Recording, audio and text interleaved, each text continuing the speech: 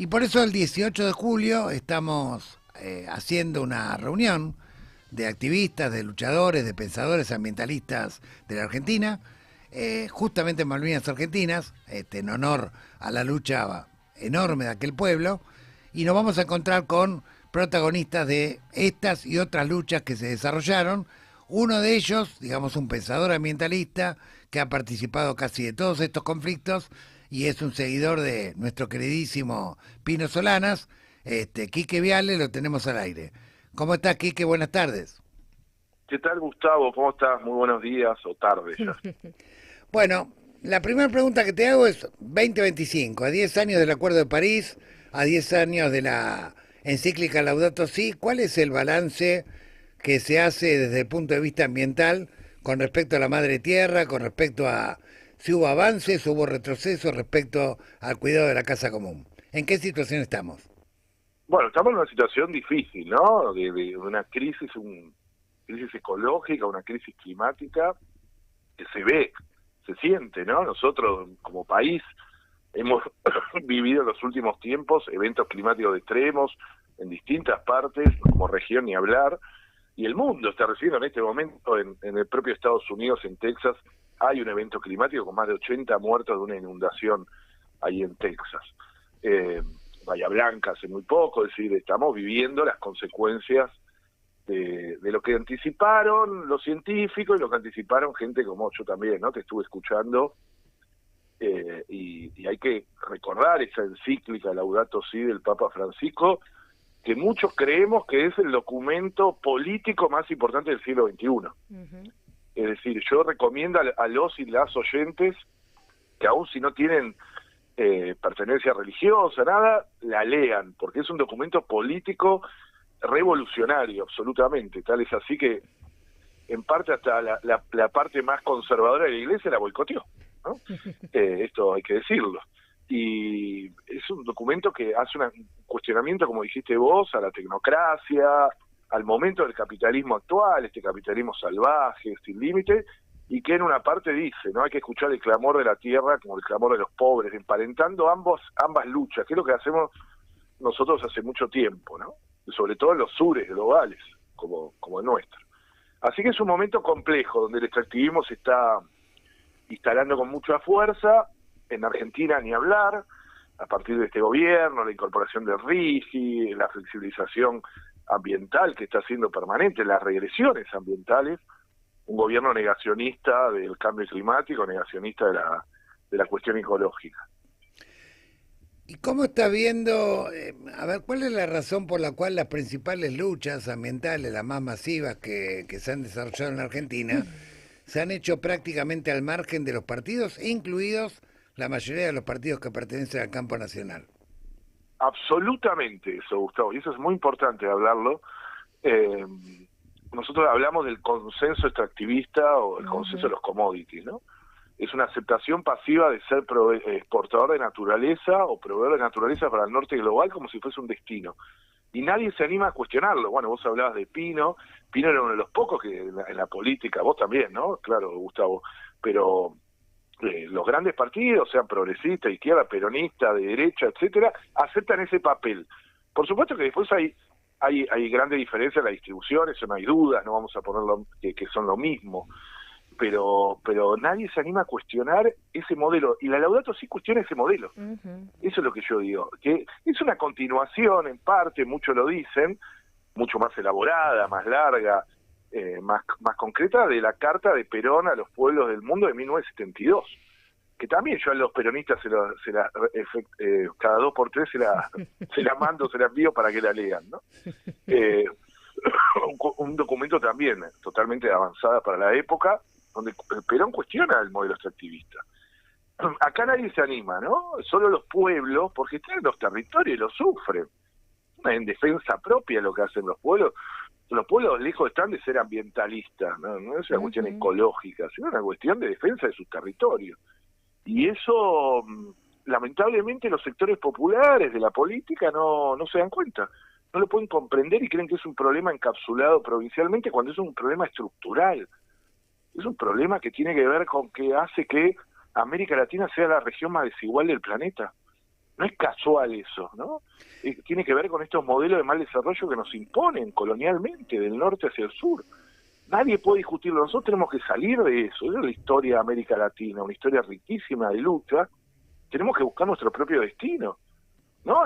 Tener una relación con la naturaleza como además como parte de la naturaleza, incluso de aprovechamiento de la naturaleza, pero para nuestra región. Métodos mucho más racionales. El capitalismo actual hace que el modelo extractivista sea totalmente irracional. Si quisiéramos todos consumir como un estadounidense medio, se necesitarían 6 planetas. Exactamente. El sistema en sí mismo es una gran mentira, porque no hay forma que todos los habitantes del planeta consumamos como nos dicen que tenemos que ser, ¿no? Entonces tenemos que buscar una salida latinoamericana, y eso es muy interesante en la Laudato Si, como en distintas partes se expresa eso, ¿no? Así que yo estoy muy emocionado y contento de poder hacer este encuentro el 18 de julio ahí en Córdoba, en Malvinas, Argentina, para recordar. Yo soy un amante de la Laudato Si y un ferviente seguidor del Papa, ¿no? Por supuesto, Francisco. ¿Y cómo estás viendo el movimiento ambientalista o la conciencia ambiental que hay en los pueblos a escala de Latinoamérica? ¿Estás viendo algunos países que están marcando rumbos diferentes? Porque acá lo que vemos en la Argentina como común denominador es que todas las rebeliones se han hecho de manera de las organizaciones de la sociedad civil, al margen de los partidos, donde incluso después los partidos vergonzantemente que eran del campo nacional tuvieron que adherir porque no les quedaba más remedio. Tal cual. Pero se vive lo mismo, por ejemplo, en Brasil, en Ecuador, ¿qué está ocurriendo en el resto de Sudamérica? Lo primero que hay que decir que la lucha ambiental en América Latina es espléndida, es de las más fuertes del mundo, o la región con mejores luchas socioambientales, porque son territoriales, la gente defiende su territorio, como dije antes, ¿no? Hace también, eso provoca que América Latina sea la región que más defensores y defensoras ambientales asesinan. Es uno cada 2 días. En México, en Brasil, en Colombia, en Centroamérica, es impresionante. Un día sí, un día no, es realmente una locura. Hay una contabilización de los asesinados por la tierra, por los territorios, y América Latina lidera ese ranking, lamentablemente, mucho con la minería, el agronegocio, ¿no? Por supuesto, y el petróleo. Ese avance en la frontera provoca muertos y mártires, lamentablemente. Y eso hace muy difícil la lucha, por supuesto, a luchar ahí en esos lugares. Por eso nosotros tratamos de acompañar de la mejor forma posible. Y ahora en Argentina tenemos la vuelta de tuerca de Milei, que es, como dije, un negacionista climático, ecológico, y que además uno de los objetivos de las CIDES, según se filtró por el periodismo, es el movimiento ambiental. No es casual, porque el modelo ambiental, el movimiento ambientalista, es el que cuestiona de raíz este modelo económico. Cuestiona de la propia esencia. Por eso ellos hablan de marxismo cultural, de que somos sandías, ¿no? Verdes por dentro y verdes por fuera y rojos por dentro. Es decir, y por eso Milei, cuando habla de movimiento, siempre dice, en Davos nombró solo 2 colectivos, el movimiento ambiental como enemigo del modelo libertario, al movimiento ambiental y al movimiento feminista, el LGTB. Pues son movimientos culturales que cuestionan de raíz estos modelos, ¿no? Que nos están imponiendo. Y además que tienen la particularidad que no han tenido otros movimientos de, en algunos casos, obtener victorias resonantes contra todo el sistema. El caso de Mendoza, totalmente, por ejemplo, o el caso de Chubut. Mendoza, Chubut, Argentina tiene o Malvinas mismo. Malvinas, Argentina es el único lugar en el mundo que echó a una planta de Monsanto. No hubo ninguna región en el mundo que lo haya logrado. Un pueblo pequeño pero luchador, igual que Hachal, igual que la gente de La Rioja, con las grandes 5 mineras echó el pueblo de La Rioja. Fundamentalmente mujeres y docentes. O sea, en las calles. O sea, no, es un modelo... yo le tengo una fe bárbara, pero es un momento complejo donde la gente está pensando en llegar a fin de mes, ¿no? Y eso hace... Y también el miedo que genera todo esto. Hay gente perseguida ahora, como nunca antes. Siempre hubo, Siempre hubo criminalización del movimiento ambiental en Argentina, no tanto asesinato en Argentina, pero siempre criminalización. Pero ahora hay una vuelta de tuerca que es bastante peor y la gente se asusta. Claro. Y en América Latina hay algunos lugares, vos me preguntabas antes, nosotros somos bastante, miramos con mucha atención al gobierno de Colombia, Gustavo Petro, que es el que mejor ha incorporado la noción socioecológica, tanto discursiva como en su propio gobierno, ¿no? Incluso su propia vicepresidenta, o la vicepresidenta de Colombia, Francia Márquez, viene del movimiento socioambiental, o sea, es una lideresa ambiental. Es muy interesante lo que hace. Lula ha tenido, a partir de este gobierno, de su tercer mandato, una especie de reflexión sobre la cuestión ambiental. Era un punto ciego que tenía sus primeros incluso mandatos. Ha incorporado un sector ambientalista que antes competía por fuera. Totalmente, como Marina Silva, que es ministra de Ecología, que nada más y nada menos. Pero bueno, es difícil, es un país muy extractivista y todavía tienen que reflexionar. Pero bueno, hay algunos atisbos en América Latina. Lo de Colombia para mí es lo más interesante. Pero bueno, nosotros estamos acá resistiendo. En Argentina, lamentablemente, lo que estamos haciendo es resistir, que no se vaya para atrás. Ya no pensamos en la ley de humedales, sino que nunca salió, ¿no? A pesar de haber mayoría. Sino ahora estamos pensando cómo no derogan la ley de bosque o la ley de glaciares, que es lo que parece que quieren hacer. Claro, tal cual. Claro.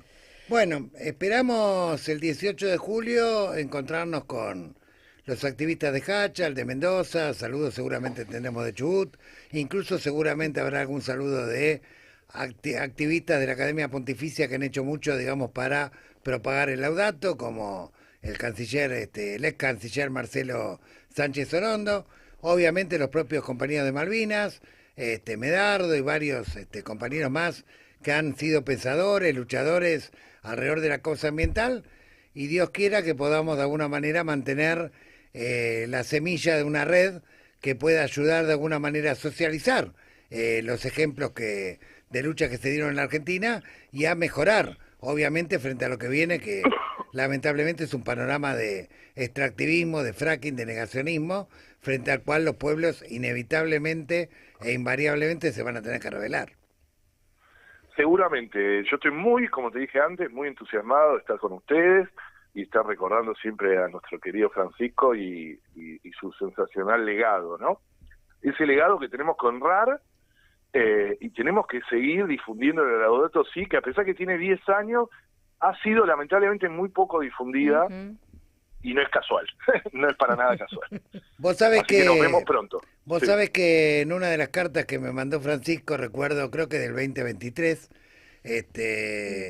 bueno, Francisco se quejaba que en la Argentina con los medios de comunicación había una especie de aduana cruel que hace, que transmite o difunde lo que realmente le conviene transmitir respecto al magisterio de Francisco y que oculta la mayoría de las cosas. Y en una oportunidad, esta carta viene en relación a que en una oportunidad se encuentra con el gobierno español, autoridades de gobierno español, y Francisco menciona la palabra minería, pero la menciona al pasar, y a partir de ahí los diarios, recuerdo, en el 2023, casi todos los diarios salieron a decir que Francisco apoyaba la minería. Bueno, Francisco me pone en la carta, esto es un disparate propio de esta aduana cruel, y respondía con una frase que era agua y ajo, aguantarse y a joderse. En relación a cómo querían desfigurar, o sea, no solamente ocultaban el Laudato, sino que además lo querían disfrazar de extractivista, una locura. Totalmente, yo tengo dos rápidas. Una en una de las reuniones que afortunadamente, gracias a Pino Solanas, pude tener con Francisco ahí en Santa Marta. Bueno, esto lo digo porque el Papa no tenía problema, pero él ahí confiesa de que yo le digo, en Argentina no se está difundiendo el Laudato Si, yo estoy desesperado. Yo iba a lugares, me decía, sí, hay un sector de la iglesia muy fuerte que la está boicoteando, eso me lo admitió él. Así es. Y lo otro, así abiertamente, y lo otro, me acuerdo cuando sale el Laudato Si, el diario La Nación saca una nota grande, y yo dije, bueno, listo, qué bueno. Ya el título liquidaba, decía, los 10 consejos del Papa para cuidar el medio ambiente, y decía, bañate cuidar 3 el agua, minutos, claro. exacto, en vez de hablar de lo de fondo, los 10 consejos del Papa para cuidar el medio ambiente. O sea, le corrían la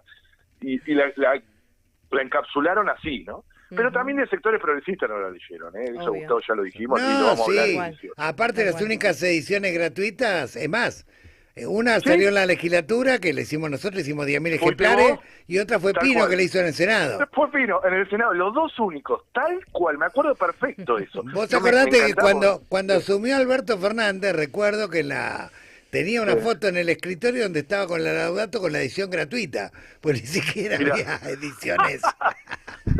Es verdad eso, increíble, increíble. Es una cosa tenemos que hacer increíble. una reimpresión, tenemos que lograr una reimpresión. Bueno, un Exactamente. gran abrazo. Bueno, Un gran abrazo.